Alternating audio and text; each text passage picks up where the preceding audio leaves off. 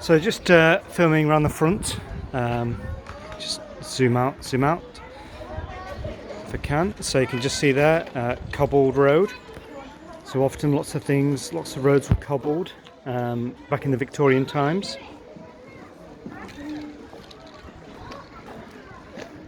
We're just coming round to the front of the building.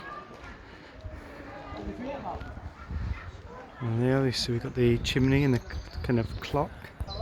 You see, you've got the bell up there. I'm not sure if that was in operation during when the mill was working. Hopefully it was. Let's see. It's probably won't see brilliantly, but that's the Gregg family home. And in the distance, they've got the gardens. And they did like the gardens. They really liked kind of a nice, peaceful area. And they did kind of construct a little weir themselves. So in the distance, you might be able to hear the water flowing. And the Gregg family kind of constructed that. So it wasn't the way we've just seen. It was more like a couple of kind of steps, to be honest. But they constructed that because it sounded very nice. And they like to kind of sit in their garden or the window and just listen to that. So quite clever and sort of quite ahead of their times, really. Okay, so here is the apprentice house. So this is where they had their school. I'm not sure if you've been here before to the apprentice house when you came to year 2. We'll learn more about the sort of education of the Victorians later on in a couple of lessons.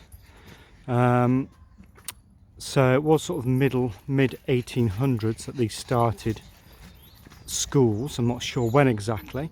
But before that, certainly at the beginning of the Victorians, very rarely there were schools, to be honest. All children were working, as we've kind of found out previously from our work with the Industrial Revolution. So often they would work like, from like 8 o'clock in the morning till like 8 o'clock or 9 o'clock at night. So they were, the children were just slaving away all day. But eventually they did get a bit of an education. But again, like I said, we will learn more about that. So it is closed at the moment. So anywhere like this, the inside is closed. Okay, so what I'll do is in a second, I shall carry on with a bit of reading. Okay, so I'm going to read the rest of chapter 4. Okay.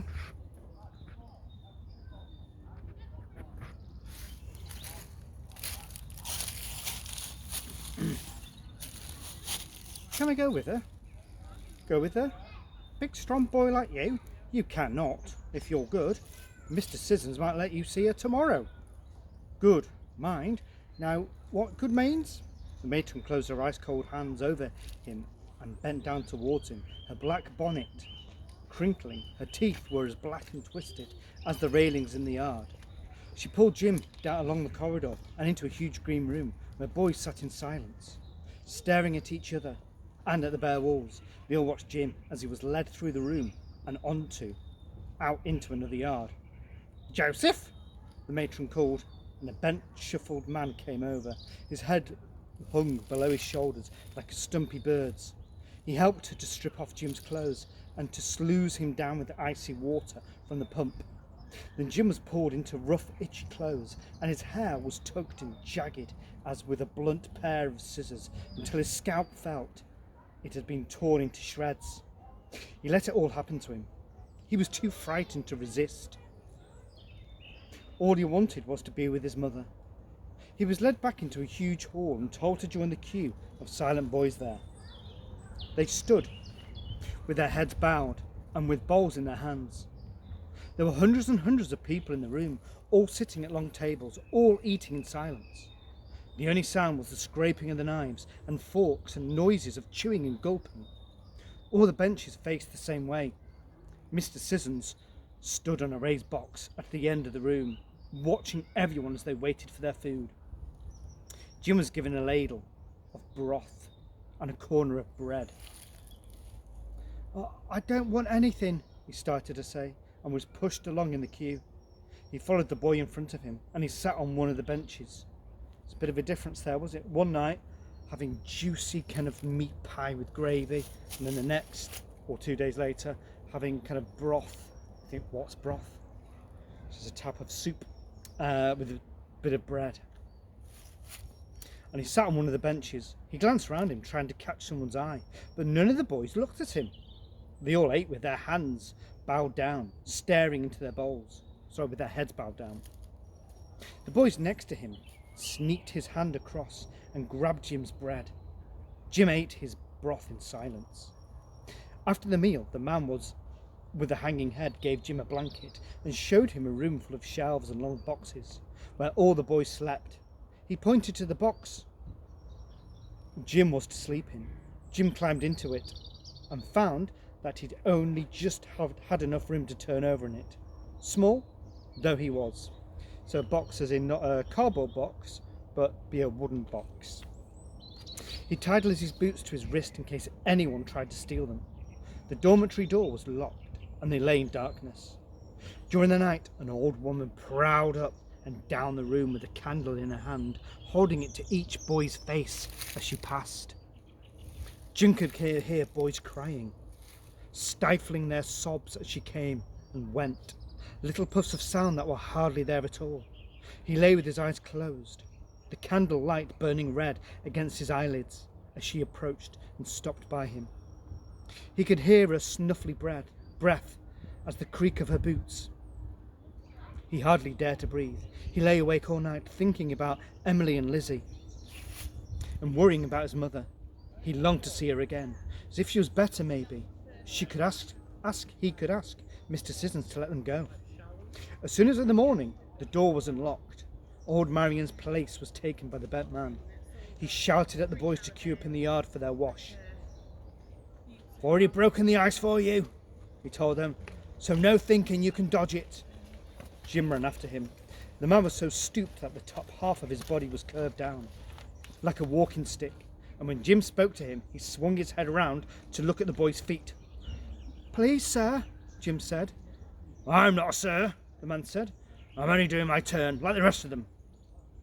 I'm only Joseph, not sir." He swung his head away from Jim's feet and spat on the floor. "I ain't, sir. Same as you." "Please, Joseph, tell me where the infirmary is." "Well, why should I tell you?" Joseph asked, his eyes fixed on Jim's feet again. "Because my ma's there, and I've been good," Jim said. "Mr. Sissons said if I was good I could go and see Ma in the infirmary today." "So you was the boy that came in last night, and your ma was brought on a cart?" "Yes," said Jim. "Please tell me where the infirmary is." Joseph made a little chewing noise. "Well, it's upstairs," he said at last. He rubbed his nose with the back of his hand and tilted his head sideways, squinting round at Jim. "Only the message I was given by Mr. Sissons is don't bother taking the boy up there, because his ma..." He stopped and shook his head and chewed. "Your ma's dead, son." Well, that's left at the end of chapter 4, guys, and a bit sad, where Jim finds out that his mum has died, and he's just kind of, Joseph's just blurted out with it, not really thought about Jim's feelings at all. So just thinking that moment in time, how is Jim going to react?